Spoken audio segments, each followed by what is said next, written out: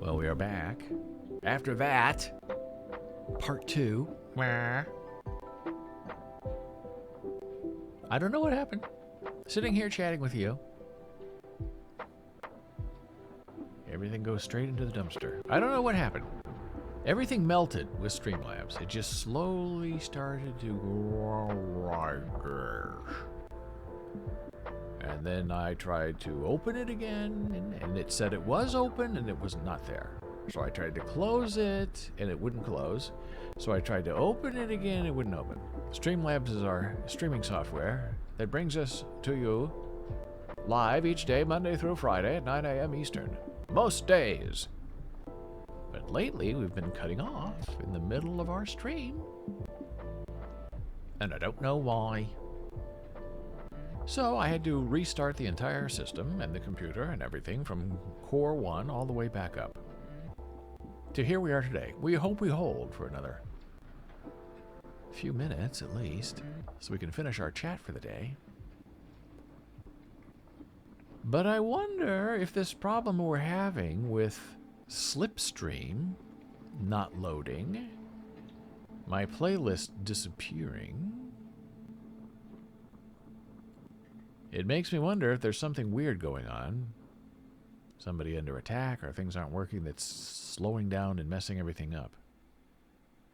But so far, I'm looking at our readings, and we appear to be strong and back in the saddle again. Now, if you're here, and if you were there, and you know the last thing I was talking about, maybe you could tell me now in chat. Because I know I was talking about green water, and then I went off on a rant about Channel 10 and the evening news. I guess that's just where I'll start. That when you're from Nebraska, in the Midwest, the big TV station in Nebraska would lead with the weather every night at 10 a.m. p.m. And in the Midwest, the 11 o'clock news on the East Coast is the 10 p.m. news on the middle of the world, the Midwest. And people thought that was funny, who were from out of town or visiting or just moved here, because they wanted the local news, the national news. What is happening? Please tell me. And the most important news of the day was the weather. What's going to happen tomorrow? And that's because the farmers were tired and they wanted to go to bed at 10:10 when the weather was over, because they had to get up at 4 a.m. and tend their crops. And the whole thing that led me to that was this, our story about the colors of water.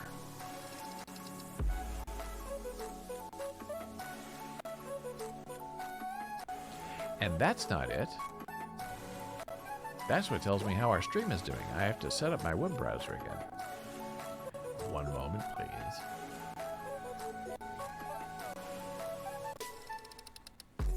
Now it's done. So what is green water? Green water is water available in the soil for plants and soil microorganisms. Various factors determine how much water is needed for a plant to grow. A tree grows in Brooklyn. The temperature, the amount of sun and wind and rain, how dry the air is. These factors change the amount of green water a crop needs, and therefore how much crop irrigation might be needed, in addition to the rainfall in an area. The overall goal is to get more crop per drop. I like the rhyme. More crop per drop of water and decrease the need for artificial irrigation. Some solutions to getting more from green water are reduced tillage and use of cover crops. Cover crops can shade the soil and decrease water loss from the soil surface. Likewise, no-till practices leave crop residue on the soil and prevent evaporation. Cover crops and no-till practices also prevent soil erosion and runoff by holding soils in place and encouraging water to soak into the soil instead of skimming it off the surface.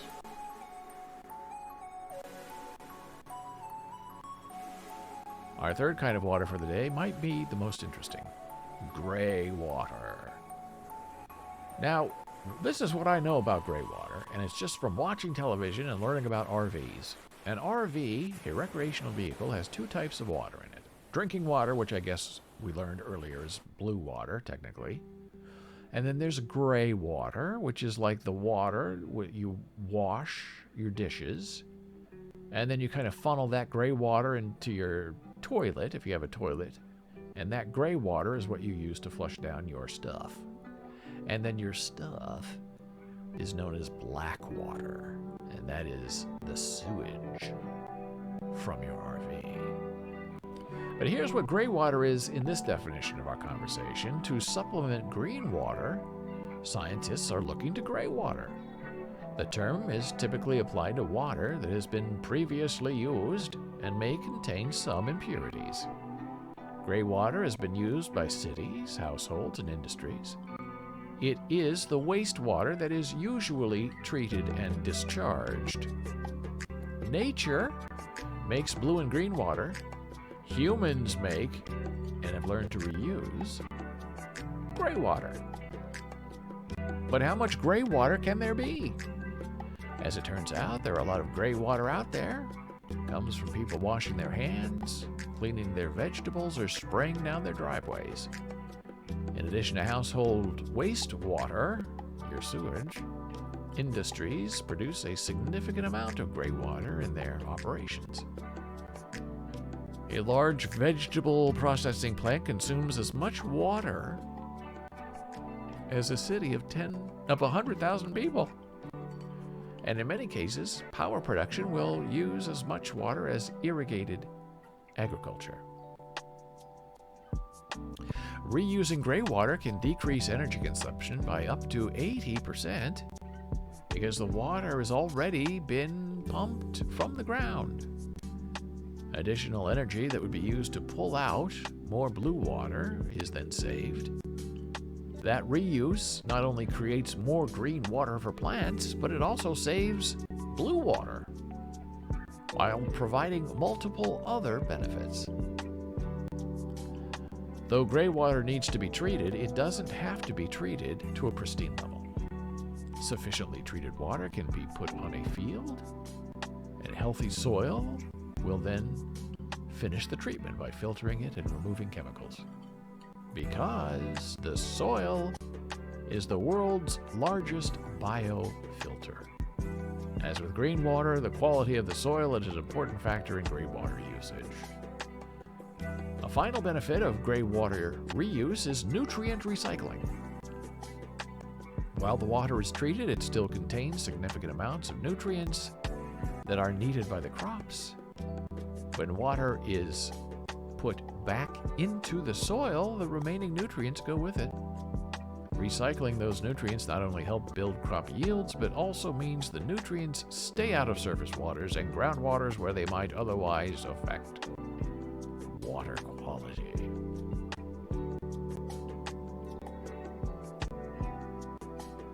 So be careful what you're drinking out there. There's this Russian technologist who doesn't think much of Facebook and the metaverse.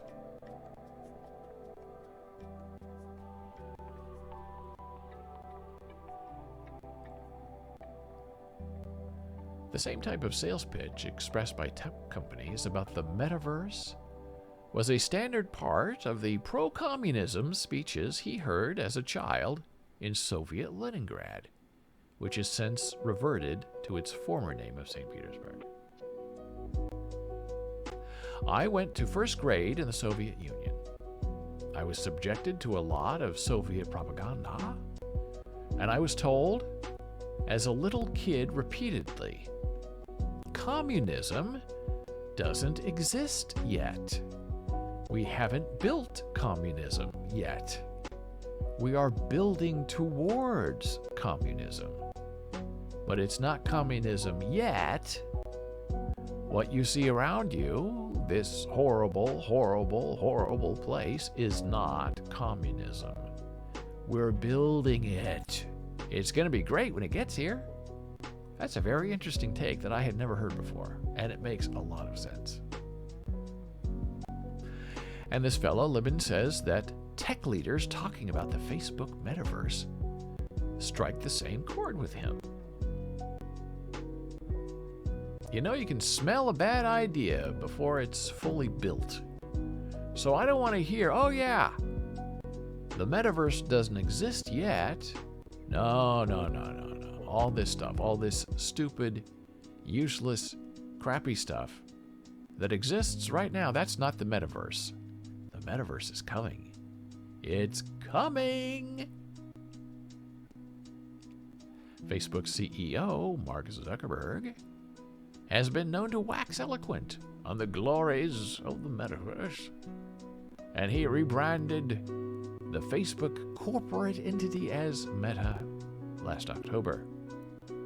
Our overarching goal across all of these initiatives is to help bring the metaverse to life, Zuckerberg told Facebook employees in July. I think a lot of people, when they think about the metaverse, they think about just virtual reality, which I think is going to be an important part of that. And it's clearly a part that we're very interested in, because it's the technology that delivers the clearest form of presence. But the metaverse isn't just virtual reality. It's going to be accessible across all our different computing platforms, VR and AR, but also PC and also mobile devices and game consoles, Zuckerberg said. Libin called the term a gloss that uncreative people and companies put over fundamentally a lack of good ideas. There's a part of me that hates it and a part of me that fears it. But since I think it's so spectacularly stupid, there's not that much to fear, Libin said. Not a big fan of the metaverse. And if you're interested in getting some more insight from Phil Libin, I'll put the link in chat. Though I'm pretty unimpressed with metaverse, VR, I'm actually a big believer in the potential of AR. The difference is between escaping our shared realities versus improving it. As soon as AR headsets are good enough, we'll be building for them. Very interesting.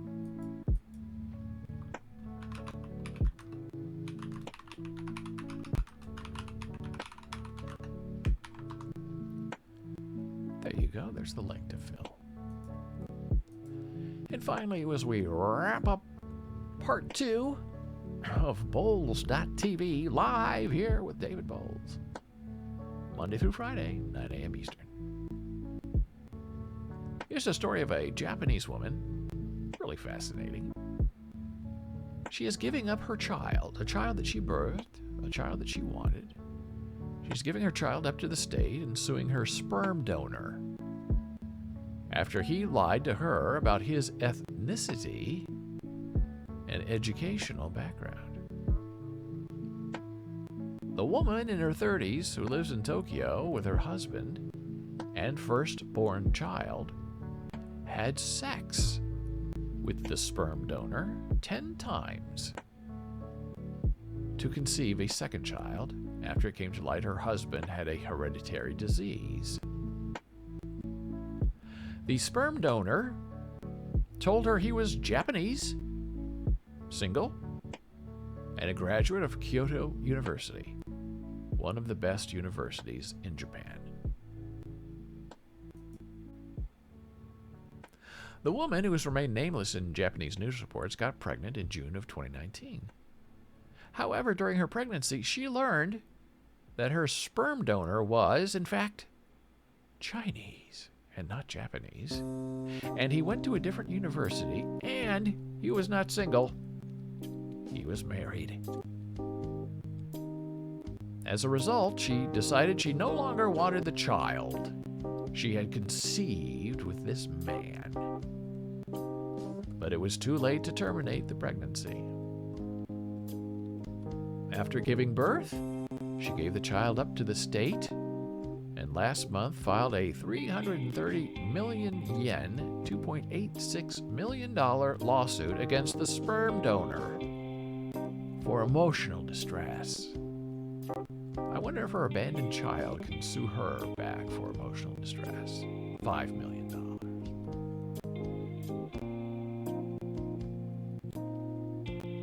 Tokyo Shimbun reports that the woman said he tricked her for the sake of sexual gratification. There are no laws in Japan to regulate sperm donation. That and the fact that there is only one official sperm bank in Japan has created a black market for sperm. Japan's one sperm donation center opened in June of 2021, and only 12 hospitals nationwide that carry out artificial insemination procedures. As a result, there is a thriving black market in sperm on social media, and 10,000 children have been born from sperm obtained through these unofficial arrangements, according to media reports. And that, my friend, is our world. And what a world we live in. What a strange and mechanical world. We celebrate water, and children that are gifted to us, we throw them away and sue the sperm donor. It's a very bizarre world in which we live. And so we have now successfully finished our broadcast day. I appreciate you being here and sticking with it for part 2 of this wonderful live session with you. Monday through Friday, I'm here with you, David Bowles, live on Bowles.tv. Jana Sweeney is here on the weekends, 11 a.m., to see you talk about deafness and disability. You can find us online on Twitch at David Bowles. Facebook is BOLES. TikTok, Bowles TV. Instagram, we are Bowles Books. Our Discord server is David Bowles. And you can also email me, david@bowles.tv, if that's easier for you. You can email your questions to jana@bowles.tv. So thank you for being here. I hope you have a wonderful rest of the day. Don't let your software melt on you and take you offline and make you happy. Or make you unhappy, whichever the case may be. I try to take it not personally, but as an inspiration to come back and resurrect. And we did it. We did it together. And I thank you for sticking it out with me. I will see you tomorrow. Take care, be well, and have a wonderful day.